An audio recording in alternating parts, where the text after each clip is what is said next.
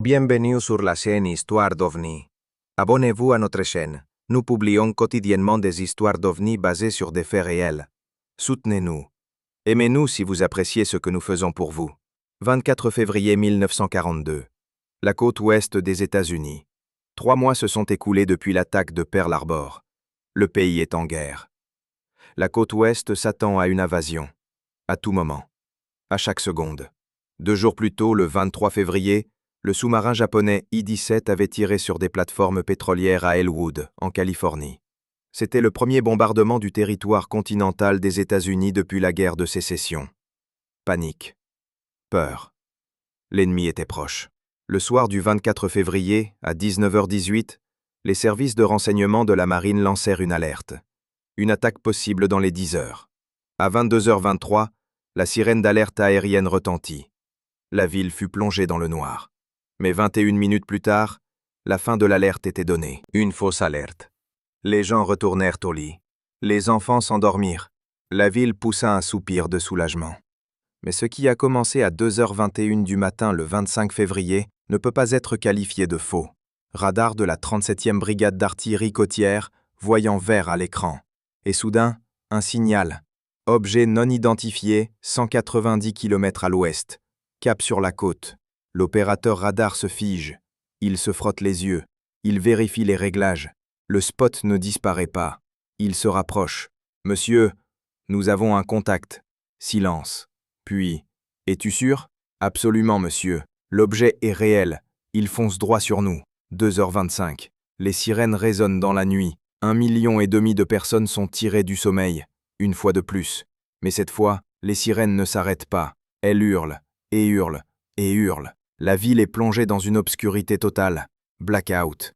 Pas une seule lumière. Seule la lune éclaire les rues désertes. Où les gens, figés à leurs fenêtres, contemplent le ciel. Le colonel John Murphy, au quartier général de Spring Street, prend le téléphone. « Toutes les batteries, préparez-vous à ouvrir le feu. Ceci n'est pas un exercice. Je le répète, ce n'est pas un exercice. 37 batteries anti-aériennes réparties dans la ville. Les équipages courent vers les canons. Les obus sont dans les canons. Les mains tremblent. Les cœurs palpitent. Sur le toit de l'hôtel de ville, Fletcher Bowron se tient aux côtés des observateurs. Il regarde le ciel. Il est vide et sombre. « Où sont-ils » murmure quelqu'un. Silence. Écoutez le radar. Clic. Les projecteurs s'allument. 1, 2, 10, 20, 60. De puissants faisceaux lumineux percent l'obscurité, ratissant le ciel. À la recherche de ce que le radar a détecté. Et il le trouve. Les rayons convergent en un point. Il y a quelque chose là. Quelque chose de grand. 2,25 et 21 secondes. Boum.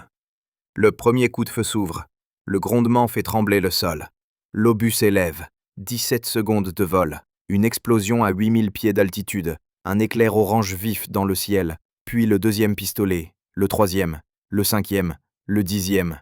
En 2 minutes, les 37 batteries se joignent à la canonnade. Enfer. Le rugissement est insupportable. Le sol tremble. L'air vibre en une vibration continue, frappant le corps, pénétrant les os. Le ciel est un mur de feu. Des éclairs rouges, oranges, blancs, des centaines à la fois. Les balles traçantes dessinent des lignes de feu dans l'obscurité. La fumée se répand sur la ville. À leur position, les artilleurs se crient entre eux, couvrant le rugissement. « Tu le vois ? Je le vois, là, sous les projecteurs. Sur quoi tirons-nous ? Je ne sais pas, mais c'est vrai. On est partant ? Il faut que nous continuions à tirer. » Chez eux, les gens sont blottis au sol. Ils se bouchent les oreilles. Ils prient. Les enfants pleurent. Les adultes ne savent pas quoi dire, car ils ne comprennent pas ce qui se passe. Les éclats commencent à tomber. Sifflement. Impact. Le tintement du verre brisé. Boum. Un éclat d'obus transperce le toit. Un autre. Un autre. Sous le lit. Vite. Vite. Une famille sur Wilshire Boulevard monte dans une voiture. Ils doivent partir. Tout de suite. Tout de suite. Sortir de cet enfer. Le moteur démarre. La voiture décolle. Les projecteurs sont aveuglants. Le rugissement est assourdissant. Le conducteur appuie sur l'accélérateur. Plus vite. Encore plus vite. Le pilier apparaît trop tard dans l'obscurité. Impact. Métal. Verre. Silence. 3 personnes sont mortes. Le père, la mère et une fille de 12 ans. Rue San Pedro, un homme dort dans son lit. Fatigué après son service, il n'entend rien. Il dort profondément. Un éclat d'obus d'1 kilo tombe du ciel. Il perce le toit. Il perce le plafond. Il trouve un homme endormi. Mort instantanée. Il ne s'est même pas réveillé. Un homme de 70 ans se tient dans la rue, regardant le ciel. Son cœur lâche. Il tombe. Il ne se relève pas. À l'hôpital, une femme se tient la poitrine. Les infirmières accourent. Les médecins tentent de la sauver. Mais son cœur s'arrête. Mort. Chaos. Horreur. Et dans le ciel, au centre des faisceaux des projecteurs, dans un anneau de feu et de fumée, il continue de voler. Le photographe du Los Angeles Times, Harry Watson, sur le toit du bâtiment du journal, pointe son appareil photo vers le ciel. Ses mains tremblent. Ses doigts cherchent maladroitement le déclencheur. Cliquez. La photo a été prise à 2h36 du matin. Ce qu'elle a capturé restera dans l'histoire et restera inexpliqué. Au poste de commandement, le téléphone sonne sans arrêt. « Monsieur, nous sommes sur la bonne voie. »« Et quoi ? » ?»« Rien, monsieur. L'objet continue de bouger. »« Comment ça, rien ? Tu es sûr de viser juste ? » ?»« Oui, monsieur. Des coups directs. Mais aucun effet. Continuez à tirer. Continuez à tirer. » Sur le destroyer USS Sloat, dans le port, un officier crie dans l'interphone. « On lui tire dessus ou pas ? » ?»« Nous tirons, monsieur. »« Alors pourquoi ça ne tombe pas ?» Silence sur la ligne. Puis, « Je ne sais pas, monsieur. Je ne sais pas. » La canonnade continue. 1400 obus. 1500. Toujours plus. Toujours plus. Le ciel se transforme en un chaudron de feu bouillonnant. Mais l'objet, pris dans les projecteurs, est invulnérable. Il se déplace lentement, presque paresseusement au-dessus de la ville, d'ouest en est. Puis, il tourne vers le sud, vers l'océan. 3h02. Les derniers coups de feu se taisent. La canonnade s'apaise. Un silence pesant s'installe. Seul le hurlement des sirènes d'ambulance résonne au loin. L'objet a disparu. Le radar l'a perdu à 2h56, à 37 km des côtes. Il avait disparu dans l'océan, à sa source. La fumée se dissipe lentement. L'odeur de la poudre vous emplit les poumons. Les rues sont couvertes d'une neige de fragments métalliques. Des milliers, des dizaines de milliers. Coupants, déchiquetés, mortels. L'aube arrive lentement. Au premier rayon du soleil, les gens descendent dans la rue. Ils voient la destruction. Vitres brisées, toits crevés, voitures défoncées.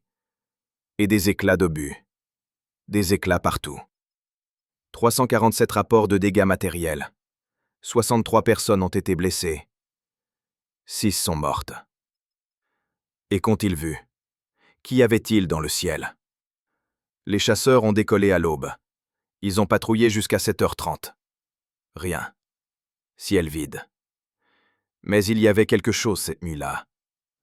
Des milliers de personnes l'ont vu. Le radar l'a détecté. La photographie l'a immortalisé. L'armée a tiré. 1500 obus.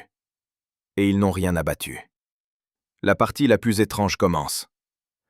Les explications. 25 février, 10h00, Washington. Le secrétaire à la marine, Frank Knox, s'adresse aux journalistes. À ma connaissance, toutes les alertes étaient fausses. Elles étaient provoquées par la nervosité et l'hystérie guerrière. La salle explose de cris. Faux? Sur quoi l'armée tirait-elle? 6 morts, c'est de l'hystérie aussi? Knox quitte la conférence de presse. 26 février. Le Los Angeles Times publie la photo de Watson en première page. Le titre est « L'armée affirme que l'alarme est réelle ». Quelle est la vérité? 27 février. Le secrétaire à la guerre Henry Stimson donne une version complètement différente. L'alerte était réelle. Il y avait des avions non identifiés au-dessus de Los Angeles, probablement des avions commerciaux ennemis, entre 1 et 5. Les journalistes sont perplexes. Les avions commerciaux peuvent-ils résister aux obus anti-aériens? D'où sont-ils partis? Où sont-ils revenus? Pourquoi les combattants ne les ont-ils pas trouvés? Stimson ne répond pas. Le député Leland Ford exige la vérité. Des milliers de personnes l'ont vu, le radar l'a détecté. Il y a des photos. Qu'est-ce que c'était? Le public a le droit de savoir. Mars 1942. Le Congrès tient des audiences à huis clos. Le major Alain Goulion interroge des témoins. Des centaines de témoins. Des militaires. Des civils. Tous disent la même chose. Quelque chose s'est passé là-bas. Son rapport, déclassifié seulement en 1983, objet détecté par les radars. Oui. Observation visuelle confirmée. Oui. Aucun débris trouvé. Non. La nature des objets a été établie. Non. 12 mars. Communiqué final. Avion non identifié d'origine inconnue. Voilà. Incident clos. Mais des questions demeurent. Le FBI enquête. Il contrôle tous les aérodromes dans un rayon de 800 km. Tous les avions sont recensés. Aucun décollage illégal n'a été constaté. Le rapport, déclassifié en 2011, indique que la théorie de l'aviation ennemie n'est pas confirmée. Les services de renseignements navals recherchent la présence de sous-marins japonais. L'I-17 se trouvait à 310 km au nord. Aucun autre sous-marin n'a été aperçu. Rapport du 30 avril 1942. Aucun avion japonais dans la zone. Le plus terrifiant est un document de l'amiral Chester Nimitz au président Roosevelt, déclassifié en 1995. Monsieur le Président, la marine n'a aucune information sur les avions ennemis. L'armée de terre a tiré sur des cibles non identifiées. La nature de ces cibles est inconnue. Le président américain ne sait pas sur quoi son armée tirait au-dessus d'une ville américaine. Les années passent, les décennies. 1947. Le projet Blue Book ajoute l'incident à sa base de données d'OVNI. Officiellement, ballon météo. Officieusement, nécessite une étude plus approfondie. 1956. Edward Ruppelt, réalisateur de Blue Book, écrit « La bataille de Los Angeles reste un mystère ». 1972. Dr. G. Allen Hynek, astronome consultant de l'armée de l'air. Les explications des autorités ne sont pas satisfaisantes. 1983. Declassification. Tous les documents sont accessibles. Tous les rapports sont disponibles. Et quoi? Rien. Aucune explication.